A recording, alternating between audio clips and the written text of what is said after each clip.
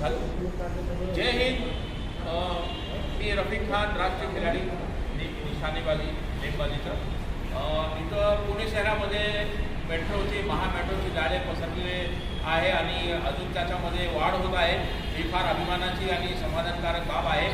आणि आता या बुधवारी आता आज येरोडामध्ये स्टेशन सुरू केल्यानंतर मला फार आनंद झालेला आहे आणि मी आशा करतो की या स्टेशनवर ही जसं इतर स्टेशनच्या ठिकाणी दिव्यांगांना सोयीसुविधा उपलब्ध करून दिली जातात, या स्टेशनवर ही तसंच सोयीसुविधा उपलब्ध होतील अशी मी आशा करतो।